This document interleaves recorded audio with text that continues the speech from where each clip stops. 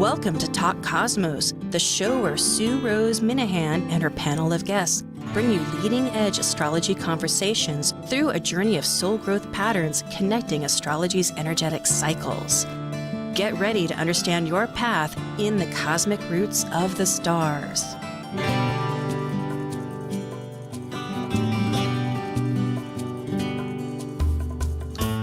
Hi, I'm Sue Rose Minahan, and I'm the founding host of Talk Cosmos, Awakening the Authentic Self. And today is April 3rd, 2022. And we are in that Aries archetypal time right after the equinox, the vernal equinox, where self-identity is the mantra, one could say, as we're forging ahead on our path, wherever that might take us. So our subject today, though, it happens to be Saturn, because tomorrow on the 4th, it's going to be conjunct Mars. It does it every 2 years. Last time was in 2020 during the start of COVID at 0 degrees Aquarius. And that happened to be just after the it was leading up to the grand conjunction. So all this, not to be hocus pocus, but the fact is that there's incremental shifts of awakening, of awareness that we experience that later we can thread back to, because it's one angle that peaks open some energy in us. Now, tomorrow, this conjunction between Mars, the activator, and Saturn, the regulator, you might say, so it's the brakes and the engine at the same time, but which manage to they function, and we shall find out how, as possibilities, at 22 degrees. So now it's in the third decan. And you could say if you divide any 30 degrees into 3 equal parts called decans, D-E-C-A-N. The first is of the sign, the next is of the elemental sign. So being in Aquarius, this is a Libran energy, one could say, as a little overlay. If you're going to take a photograph, the old-time photographers, not that long ago, would take a lens and stick a filter and stick it on their lens to give an extra effect, now that we do digitally.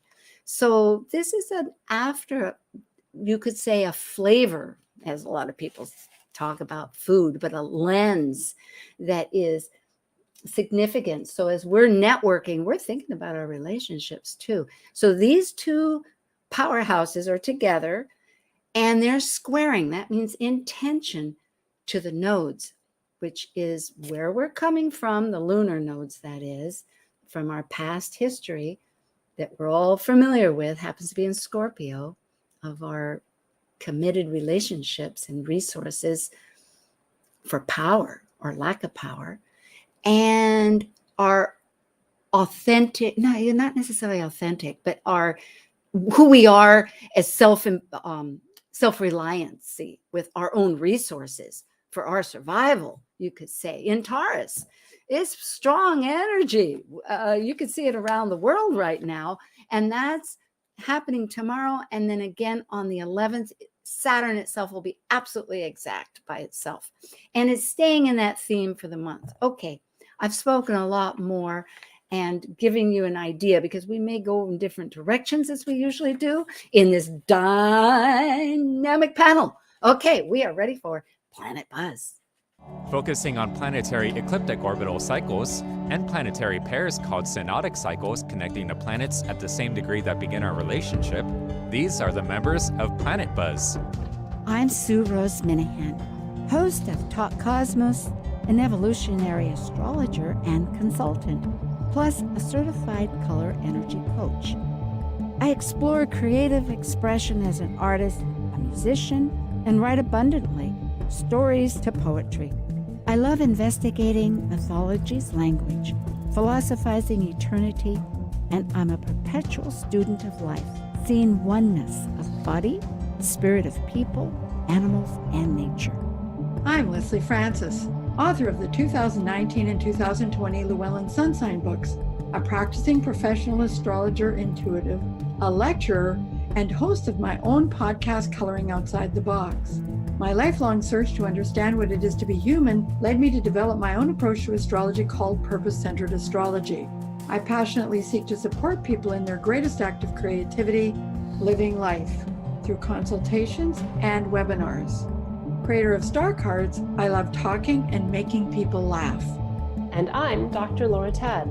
I have a PhD in human science and work as a spiritually oriented psychological astrologer with people around the world.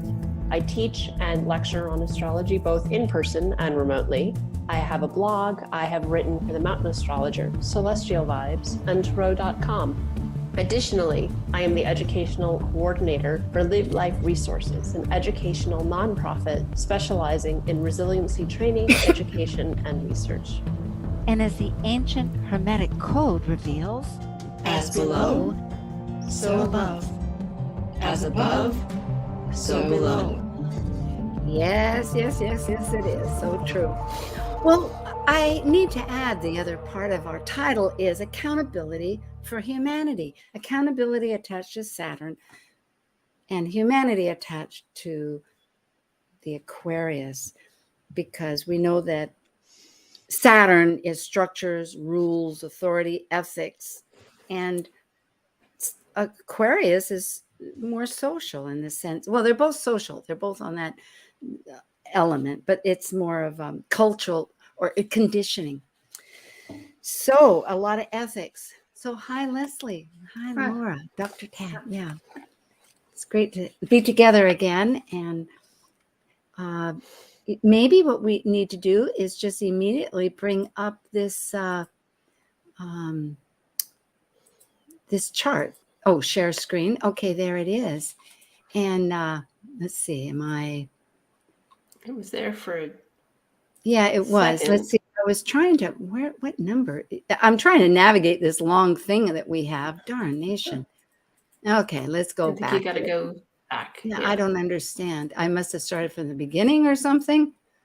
Oh boy, we're getting to the punchline way ahead that we may not even lead to, so that people can. What's wrong? Okay, There we go. All Is that? right. I thought I Yeah. had a little slide prior to this. That was the thing, and I don't know where it went. All right. Okay. There. Yeah. Oh, every time I click it, something happens. Okay. Nathan, maybe. Yeah. Okay. Here we go. Thank you. Yeah. So. All right. So, all right. I thought we were going to start by looking at the chart, but Yeah, we are. Okay. Okay. Nathan, maybe you can get it back here again. I'm having too much fun. I see it. Okay, there we are. There's a charm. Okay. Just don't touch anything now. No, that's right. Good thing I'm not president, right? Yeah. Well, That laughter would be is a always fun good ride if medicine. you were president, actually. but- Yeah. Well, we do have comedians. I mean, look at dear, wonderful Zelensky over there in Ukraine. It's possible. And who knows who else is a closet comedian? I mean, we might say. And humor. Now, this is a little bit of a sideline, but as we know, the Oscars had a little question about what humor is. And there's many sides you could take. And from my own side, it's like, hey, maybe they both should be in the corner. Maybe this idea of humor is way off. I mean, who says that humor isolates and pokes fun? Isn't it supposed to be that reflection that goes, oh my gosh, look what an idiot I was, you know? well, It's Mars like had just gotten into Aries, so Yeah. foot And mouth. are the men in the world going, oh, my hair, gee whiz, am I spending time? Where's my wig? It's like, it's an interesting phenomenon. Any rate, so Yeah, well, we're looking at, so first to look at just the Mars Saturn conjunction, right? And so as you were saying, it does happen roughly every 2 years, right? Because Mars takes 22 months to go around the zodiac. So we had this almost exactly 2 years ago, just as the whole world shut down.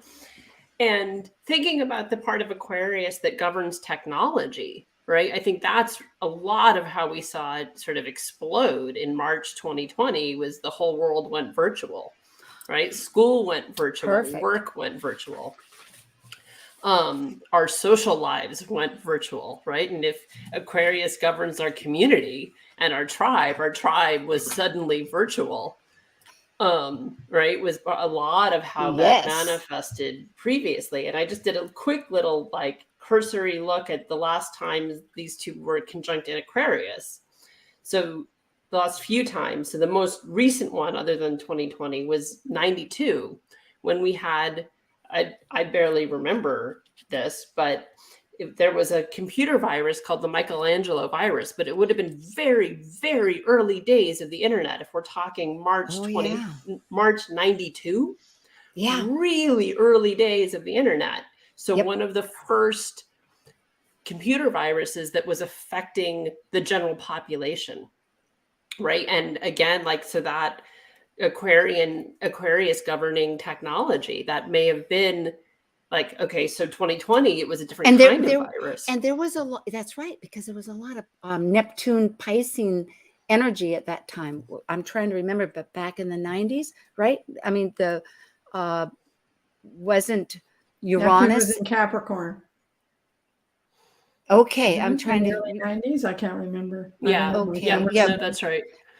Yeah, but Neptune and Uranus were conjunct, weren't they? But it would have been Capricorn in 92. Yeah, It okay, wasn't okay. Aquarius or Pisces. Yeah. But yeah. And then the one before that, so that conjunction was at 13 degrees. In 64, it was at 25, which is pretty close to what we've got going on now. And the first two times the Beatles were on live television, bookended, were on either. So 5 days before was their first show on Ed Sullivan's show, and then the 16th. So it was, the conjunction was February 14th. They were on a few days before and 2 days after this conjunction. And I think I brought that in as part of, just because television being the cutting edge technology of that era, Yes. and what that did, and that being part of, and how that also brought this sense of community to Beatlemania, right? And this interconnection. I saw it. Other than Elvis Presley, they might have been the first global superstars. Yeah. Yeah. Or what about Frank Sinatra? I don't know how he went. I remember he was, of course, huge, and he even hired people to swoon, and that kind of got the whole thing going. The swooning bit. He did, those were smart cats, you might say, back then. But yeah. But he had to pay for them? Oh, yeah. Well, it was, I don't think they paid. They weren't like, hey, you're going to do this. I don't know. But it was part of the drama, right? It's like they had a lot of theater back then, too. They understood about melodrama and all this and how to get marketing audience. Yeah, exactly. Yeah. So, well, and I think that that's part of this, because so in the 60s, you had these two that were already sort of next to each other, that because the one with the Beatles was the conjunction was at 25 degrees. So in 62, there was a conjunction at 4 degrees. Pretty much within a couple days of the conjunction was when Jackie Kennedy did the televised tour of the White House. Ah, yeah. Oh, and brought it to public, and that's what, having watched The Queen, whatever it is on Netflix, Elizabeth decided she wasn't going to be, maybe it wasn't that. I think Jackie went somewhere else. But anyway, there was a little competition between the two of them. They weren't going to get upstaged. And so Elizabeth also started going into more bringing the public in.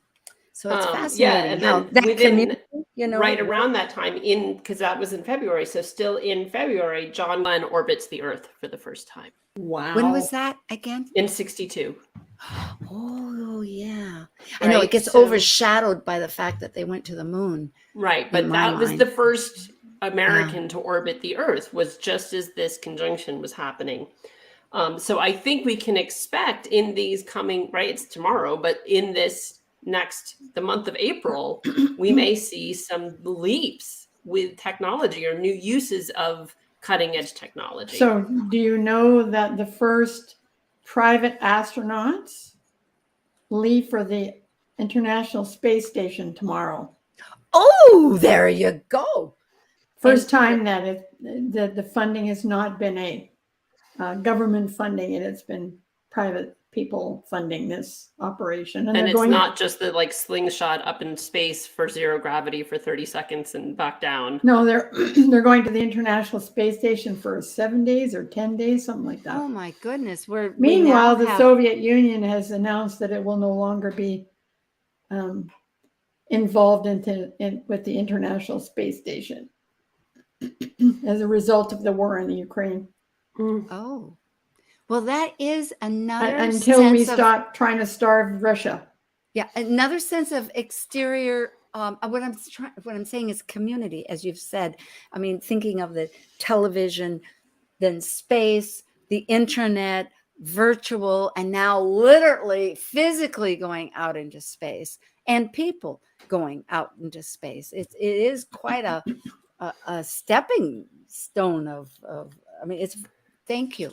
Yeah, just thinking of like these leaps in technology, or how television, I mean, without getting into the minutia of what happened at the Oscars, it was televised, which is why it's such a big deal, right? Yeah. So like the Beatles being televised, the White House being televised, the use of technology and how that shifts how we engage with each other as fellow humans.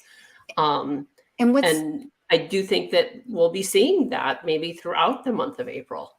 And what's so important here, of course, we have these dual energies of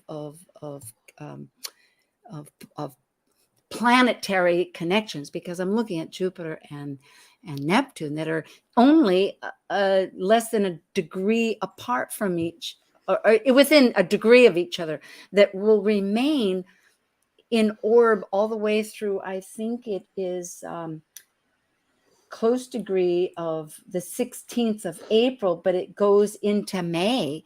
It's within 2 degrees.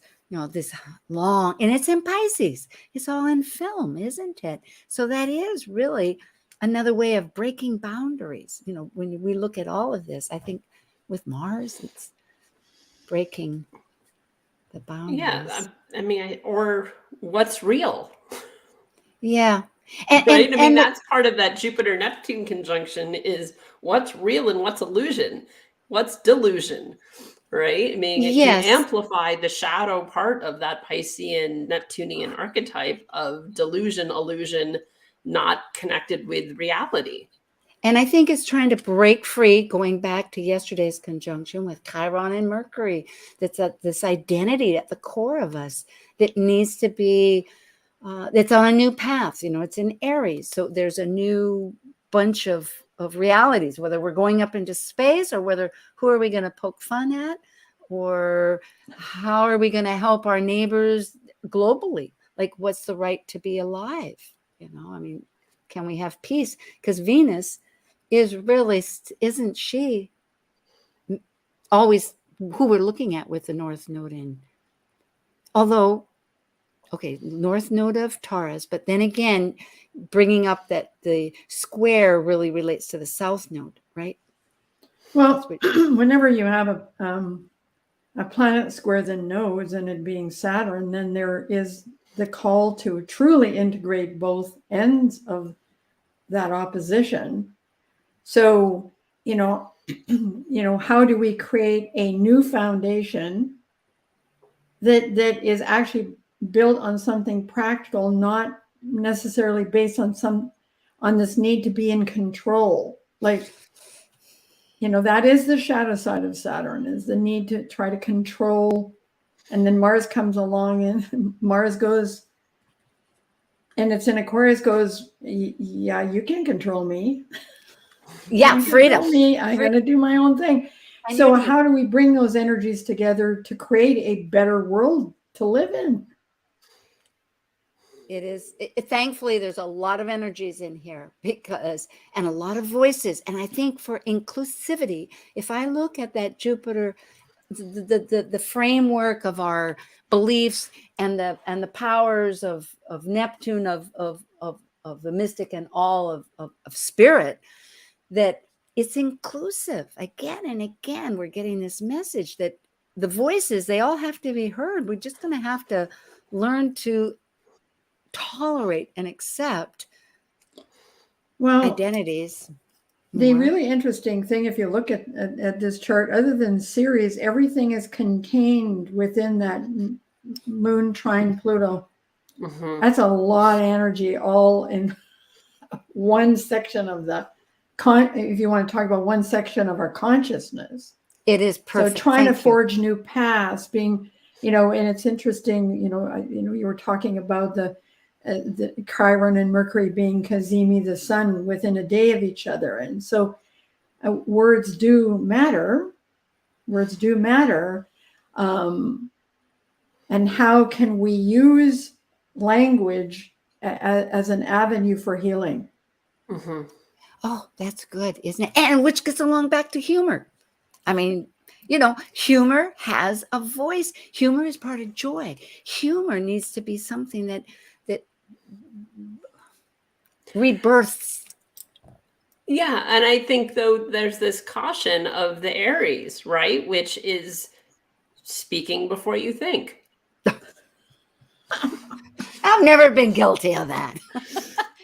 Right? I mean, natally, it's Really? like you usually see No. kids who have Mercury and Aries talk really young, right? But you can also, you can claim to have conclusive ideas before you've thought stuff through, because the Aries is rushing energy in general, right? And so that can be a vulnerability right now. Well, and Mercury sextile Mars. Yeah. Like some people actually consider that Mercury is exalted in Aquarius. I learned that when I first started studying, and only to discover it. I think it was a preference of, maybe it was Ivy Goldstein Jacobson, I can't remember, but if you looked at it that way, that would explain exactly what happened on stage at the Oscars. Yeah. Well, I don't know that when he got up, he intended to hit him. I don't think that's what he intended to do, but he did it. Well, I was trying to think about what the options would be. And I thought, if a person went up and did like a mug shot, like just exaggerated it, but didn't do it. It's like, hey, I mean, it would still be a gamble, right? Because you have to say there's a lot of gamble if the mind is working right to go like, I'm going to risk this, but it's a payoff is good. But the point is that it would have to be like, okay, say, you know what, you've made me so mad that I boom, and it'd be over the head or something, obviously like a joke type thing. And then the two of them could spar and leave. But the point being really is, rather than try to correct that scenario, I think that the statements are A, violence isn't going to work. And B, hey, maybe our humor needs to be readjusted. So if we go back to this Moon and Pluto that you brought up, Leslie, and go ahead with what you're going to say, I think this is really powerful. That's a very good. But here's the deal. Your reaction, your response belongs to you. And what you choose to do is your choice. So, all this discussion back and forth about whose fault it was. Oh, I wasn't thinking about fault. No, I know, but that is also part of the Saturn archetype. Mm-hmm. Oh, yes, right? yes. Accountability. For driving it home. Yeah. So that's why I don't even use the word responsibility anymore, because people associate that with blame. That's why I like the fact that you guys use the word accountability. Oh, because that doesn't seem to have the same emotional. Isn't that a shame that people haven't taken the idea? If this is true, I go back to Bryant Katie, that, which I do naturally anyway. I question it. I go like, is that really true? But it just seems like, who else can be in control if I don't take responsibility for my own self? But it can be a language thing, right? So you can be accountable for yourself, right? It's sort of like the difference. Years ago, I heard this great piece on NPR where they had a linguist on, and he was talking about how in Germany, the Germans have adopted the word "I'm sorry." Or the phrase "I'm sorry," because it's a way of apologizing without accountability. They think it's that? I never thought that. I always thought the two went together. Yeah, it's so I think those words sorry, it can be you feel bad that they feel bad. It doesn't necessarily I apologize is taking accountability. I'm sorry doesn't necessarily mean that you're taking accountability. Well, from we their came because they there said was that.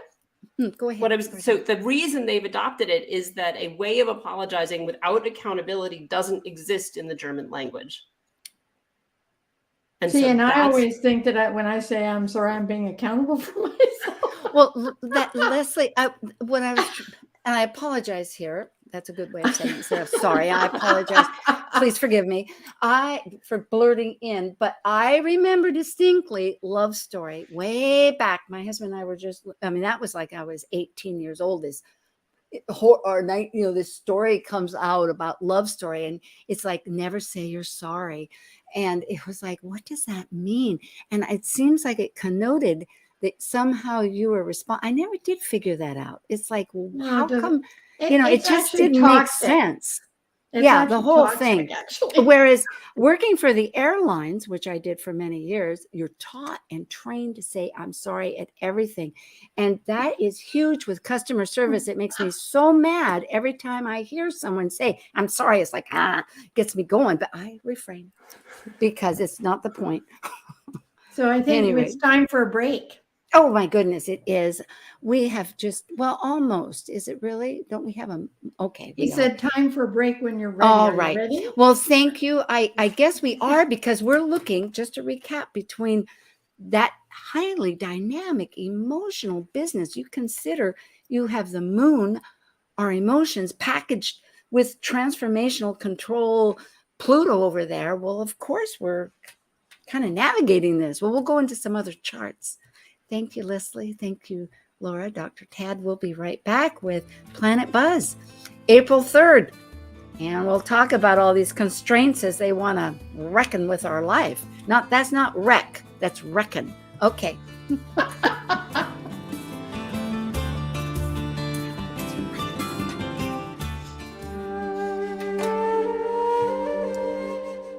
While we take a break from this week's edition of Talk Cosmos, let's take a look at this cycle's archetype. We're currently in the period of Aries.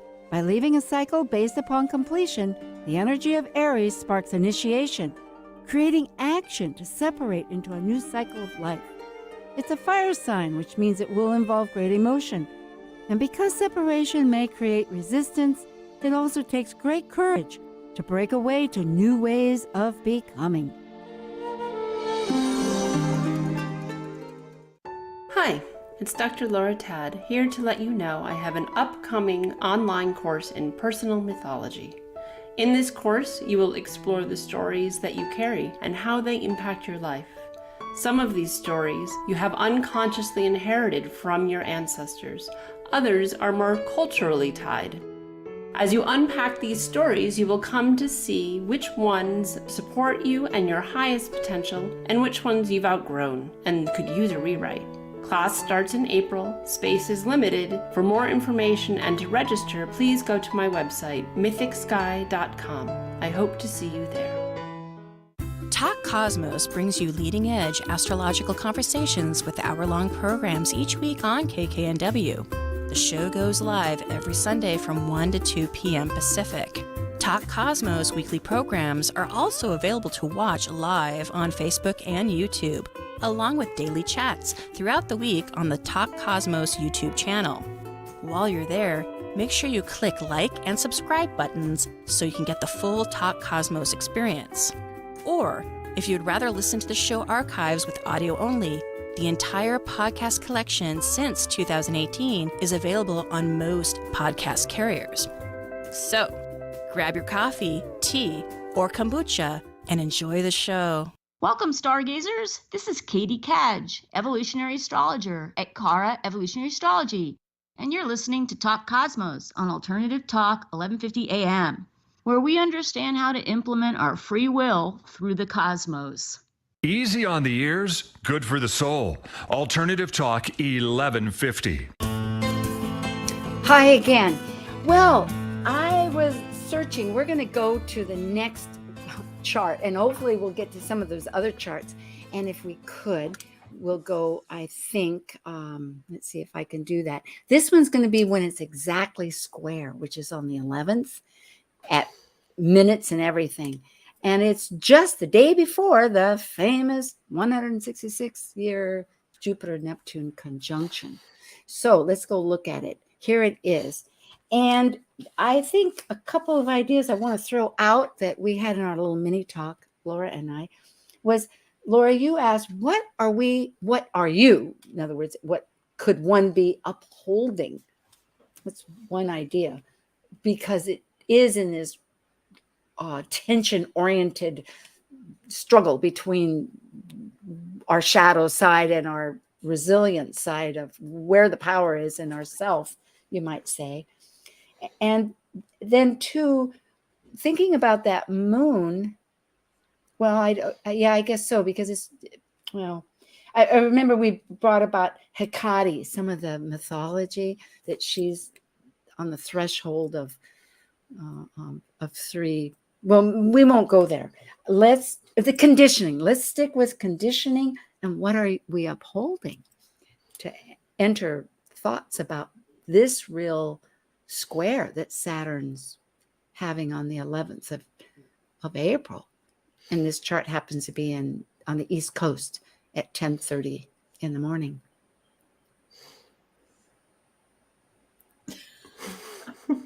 I mean, well, we're dealing with this polarity, right, of the nodal axis. And as Leslie was saying before, it's like, so because there's a square to the nodes, we have to resolve both archetypes, right? We're not going toward one or the other in a singularity. There's unresolved collective issues. And really, we're dealing with a grand square, right? I mean, it's not exact, but the moon's close enough. It's close enough. It's what, like a 4 degree, 5. Well, and the moon is applying, so that makes it even stronger. Yeah. Good. Thank you, both of you, for following through. Let's go to our personal worlds. Like we always do. Why? Yeah, I know. It's like, what am I going to reveal?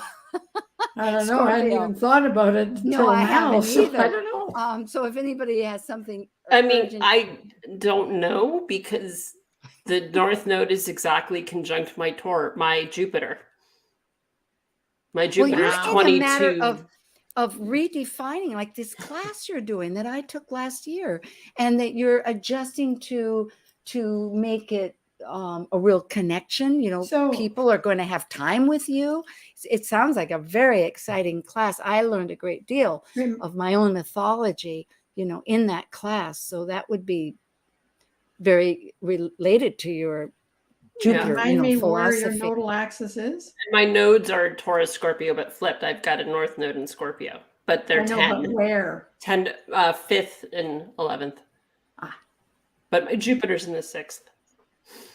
Which we need to make that sensible to people. Maybe, why did you ask, or why does that matter? Or, because I get people going like, well, what? Mm-hmm. I had a thought that was not actually connected to where her placement is, but one of the things I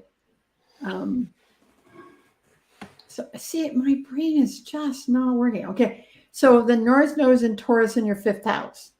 Yes, yeah. Okay. Time to get creative, time to... But so it's not conjunct my North Node, it's conjunct my Jupiter in the 6th. The current North Node. But the North Node is in your 5th house. What is the 5th house about? But Leslie, that's why I brought up the fact I'm confused now, apparently. Leslie, just a moment. Just in commentary, just to kind of keep flowing here a little bit. Laura, as we know, has this class that's coming up. It's a creative project. That is creative, and it's it's with a philosophical bent. So my natal South Node in Taurus is in the 5th. My Jupiter at 22 degrees Taurus is in the 6th. So transiting North Node is in my 6th. So what does all that mean? Let's get that. If we're going to get to that kind of detail, we need to flesh but out. It's not creative projects because it's 6th house, not 5th. So I was clarifying. Sorry about that. Getting at Sue. All right. Okay. Thank you. But so that, and I also natally have Saturn square the nodes, but I have Saturn in Leo, right? So this particular configuration, even I live with Saturn square the nodes always. And the same archetypes, they're just flipped. But the unresolved issue of Taurus and Scorpio as it relates to Saturn is my life, right? So dealing with personal authority, right? And the creative piece maybe that you're picking up on, Sue, is that natally my Saturn's in Leo, right? So owning my own creativity, being Yeah, I think right. it's very strongly related, and we can get picky about this or that. I mean, I think of it kind of like delineating down to the details, but just looking at the whole picture, what you're doing in your life right now is very related to this energy, because your mythology and who you are is all about our manifestation and the identity, in it all seems to be related, I suppose. Anyway, I appreciate the fact that you ventured yourself first, because Leslie and I are a little bit on the fence. Yeah, I mean, my point was more, it's very acutely impacting my chart, right? Like I've got like a couple minute orb of exactly hitting my chart. Well, so it's and very the other acute thing is that, I mean, it's a double or triple whammy for you, but whenever an aspect appears in the sky that mirrors a pattern that you have in your chart, it doesn't even matter if it's in the same sign, that energy is present. And so lucky you get all that stuff to do. I'm going to ask more, Laura, if you're willing, like what is this doing with between the Scorpio and the Taurus, between the nodes? Partly it has to do with, because it's sixth house really of what's being impacted for me. Right. So I've been doing a cleanse since since January, right? Sixth house being health and daily activity and routine, right? So that's part of, I think, how this is manifesting, and how do I transition out of it, right? In the Scorpio polarity, or the Tauran stubbornness of I'm eating the same restricted diet for 4 months now. Yeah. That is interesting. I've been dealing with diet also because of cholesterol, trying to control the cholesterol, which is a family issue that my sisters and I have inherited from our mother. And so I realized that in my case, fortunately, if I address the weight and what I'm eating. So, and I'm trying to figure out, is this at all related? Because in my chart, it would be, it would be the 8th. Oh, it'd be the 3rd and the 9th house is where it's at. Yeah, because, my everything is ruled by the very last degree, but then the next sign. So in other words, the South node is in my 3rd house, and the North node would be in the, and it would be Saturn would in the 9th, and Saturn would be in the 5th. So I can't really say that diet's part of that. I must say it's all about Talk Cosmos, really, in a certain, it's attitude, it's philosophy, attitude, it's speaking, it's the program itself. I've just become an LLC and going to be at NORWAC. That's Saturnian. Yeah. And in Memorial Day, we'll be at NORWAC. And so I need to prepare for that, get, the necessary banner and get T-shirts. People can start, if they want, buy a T-shirt. I'm not, it's just like, why not? It's a great logo.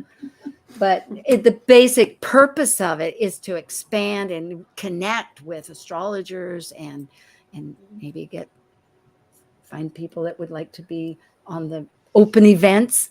Like next week will be 2 people from England, will be Wendy Stacy and Israel Ahose, which is going to be quite exciting. Yeah. Could be, because one of the things Aquarius rules, right, is we've all decided Aquarius rules astrology, right? And so that LLC in an astrology LLC, right, could be that Saturn Aquarius, and depending on how that's aspecting your chart of concretizing the business, which Saturn concretizes things, right? It makes manifest. Well, my Jupiter regardless of is sign. in Aquarius, and my part of fortune is in Aquarius at 6 degrees. So but then that's 22 degrees, which is a ways away. Yeah, and it's actually opposite my Ceres at 26. So it's a matter of nurturing. But come to think of it, ninth house would be culture. So, expanding over to Britain that'll be on the 10th. So that's pretty exciting. With your North Node in Aries, you should be paying attention to the chart that has the Mars-Saturn conjunction tomorrow. Where the nodes. Okay. Right? Because Mars rules your North Node. This is why things get fairly complex. Yes, they do. So Leslie, thank you both very much. And I hope this translates to our audience on how things can get personalized. What would happen that you would want to share? Well, so it's been a really interesting time as we approach this, because God knows what's going to happen afterwards. But during it, the transiting nodes transiting north nodes intercepted in my 10th house.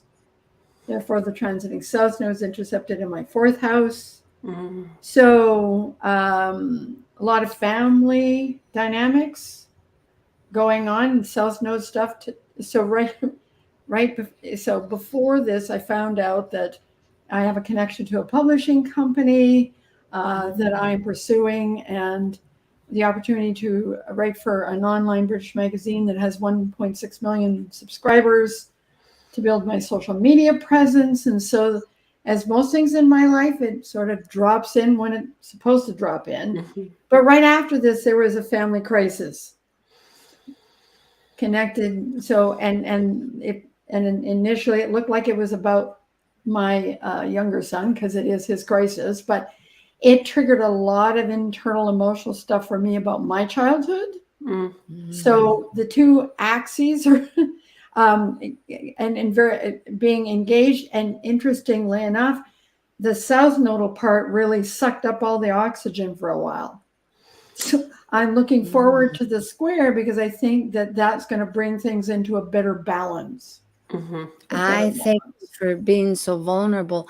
And, I just realized as you were talking, my brain was going towards the personal, because there's been health issues here quite a bit of my own or my husband's. And I realized, what? We're not just dealing with this Saturn. It is also Jupiter and Neptune in Pisces. Of course, that's in my 6th house of personal diet and everyday living and everything else. So it is quite a... Well, that's really interesting, because you won't enjoy restrictions. Jupiter and Neptune in the 6th house are not inclined to restrictions. Oh, yes. Well, yeah, we're trying to keep focused all the time. The world. So the only thing I would suggest is that then you not see it as a restriction, but merely a reorganization. Thank you. I love that. Yes, and I will do that. So what are we upholding? Well, I think that could be related to conditions, but how many minutes do we have? We have about 10. Is there anything else we want to say this, or should we go to some of these other charts?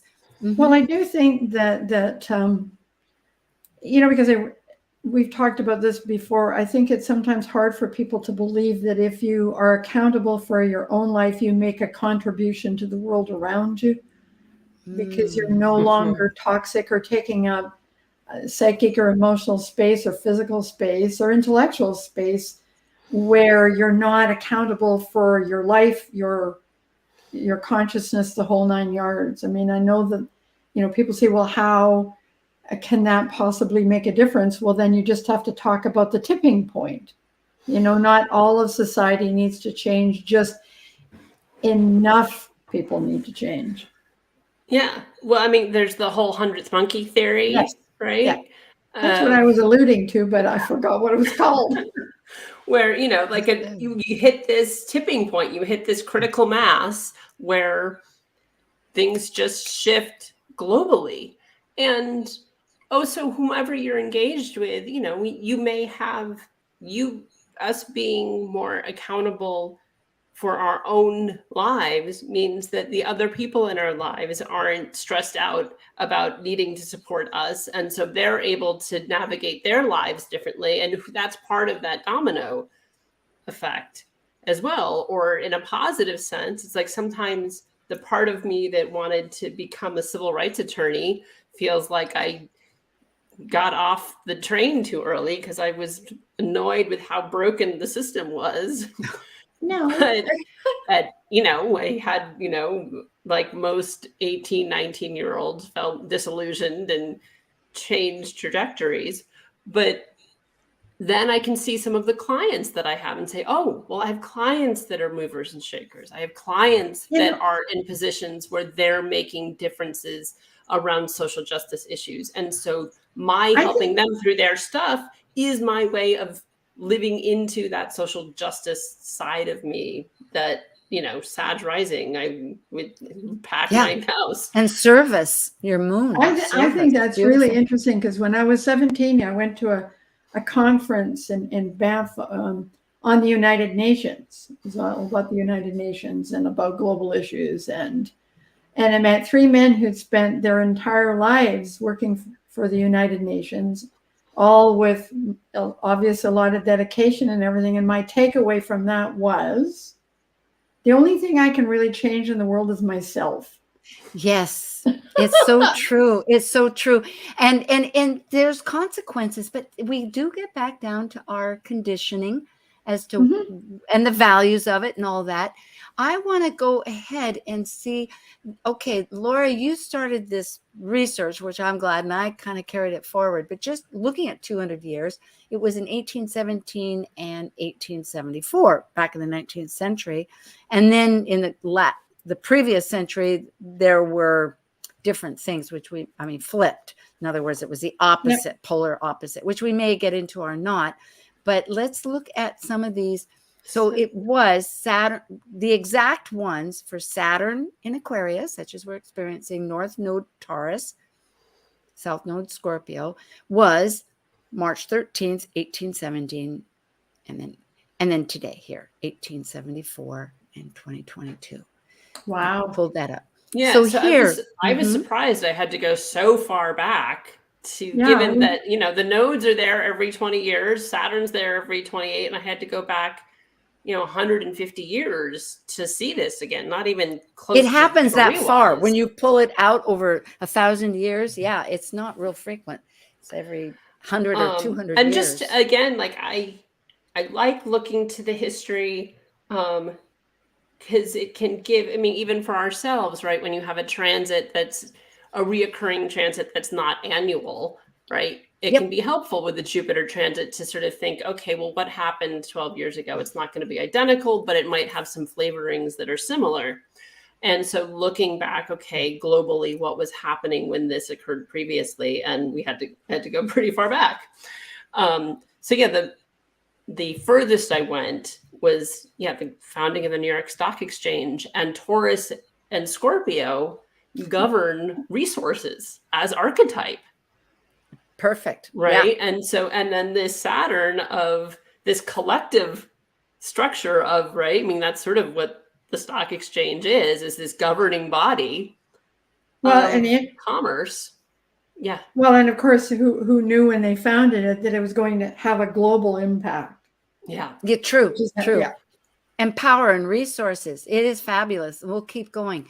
So here is that chart. There's quite a few here. We don't have too many minutes. It's okay. Not just. And I don't have a time. Focus. So, it may have been, I don't know what the time of day was when the stock exchange was founded, but it's sort of immaterial to some degree because we're looking more collectively of how this transit affects us globally.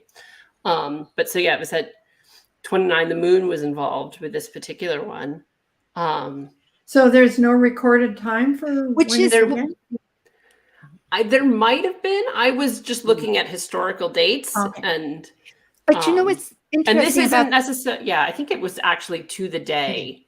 But I will say Go ahead. about the moon, that from what I understand from an investor, Edward Jones, is that the stock market is regulated emotionally. I mean, look at that, the moon. Yes, it's an emotional thing, whereas your businesses might be very productive and they may make good dividends because they're very strong, but the stock itself goes up and down, not necessarily the dividends. Mhm. And there it is. There's that moon. Shall we go on and look at your next? Oh, wait a minute. What did I see? Chiron. Look at that. Chiron and what do you The think? sun is almost exactly In conjunct. Pisces. Oh, my So we have a goodness. lot of a delusion around, or like a lot An of illusion. issues Yeah. around, for that period. But I think, And it's square. Saturn is square. well, right, that this is the chart of this exact square. So Oh, not, of course. Okay. Yeah. I'm sorry. I'm getting lost. Okay. Yeah. I'm going to go on. Now, this one was a reversal. I don't know if we Mhm. want to do that. It had North Node in Scorpio. So, But you still. still get the Mhm. Saturn in Aquarius. And so Dostoevsky's first book, Poor Folk, right? And so again, this idea that Scorpio and Taurus dealing with commerce, with finance, and collective accountability or responsibility, which was so much of what Dostoevsky wrote about, right? Was personal accountability. Crime and Punishment is all about personal accountability and what happens when you're not accountable, right? And So it was a Texas. theme of, and the finding of, and Texas becomes a state. Mines. Right around Mines. this period, within a couple Yeah. days of this. Wow. Right. So there was his. So I didn't chart. have a time, obviously. I just had the date that the book was published. But again, so that's at 15. Okay. So we'll go. And then on, here's an exact square such as we're experiencing. This was the second time from 1817 to 1874. And you brought up an interesting fact that as of this date, I believe that England elected this gentleman. Yeah, so the election was, I think, to the day of the square. But then the following year, this British prime minister was responsible for these acts that were really fit into this archetype like a glove. Yeah, I brought this up from Wikipedia because it was a public health. And as you said, it was really and interestingly, it had to do about the, because Scorpio has everything to do about the lower colon, right? I mean, it's our waste products. Yeah. And so, so that public health and also allowing for unions. Yes, and the Aquarius. Act, right? So that's the chart from when he was elected. Yeah, so it's interesting. And we get a grand square with Uranus. So maybe, going on for that election. Yeah, it's fascinating. Let's see. Then this one here is, again, now we're taking both are being, the same North Node. So we're still looking at our self-reliance, but Saturn, instead of with the and there wasn't networking- one. There was this huge gap. I double checked it. Between the 1870s and 1948, there was not a time Saturn squared the nodes when they were in this nodal axis between 1870, whatever that is, and as I say, that happens when you look out over a year, 100,000 years. But here this year, it was interesting that there was a triple conjunction, which doesn't often happen. The only time I saw it since the year 1000 with Saturn in Aquarius was in 1315. Are we going to lose? And that was when there was a great famine. So here you had the opposite, but in rather Gandhi died. That was not constructive, but exactly. Except that he, I read because of this, Laura, that he said the night before, if I die from illness because he was not well, then I will be like, it would be, he'd be a false prophet. But if I get shot or Assassinated. Yeah, that then I will be the Mahatma, the great prophet. So it was interesting to think that this guy his demise did open up this tremendous teachings that he had. Very scorpionic, isn't it? And the global impact, right? Mhm. That's Yes. part of that. It is. And then Israel became a state. So anyway, it's been we're in a fascinating time, all of us. And going to the moon, not the moon, going to outer space, Well- like you said, Leslie. Yeah, we're going to get shut off. Okay. Thank you, everybody, very much. It's Thank just you been for joining wonderful. us on Talk Cosmos, the show where Sue Rose Minahan and her panel of guests connect soul growth patterns with the energetic cycles of astrology. Be sure to tune in next Sunday at 1 p.m. Pacific Time to continue your journey through the roots of the cosmic pathway.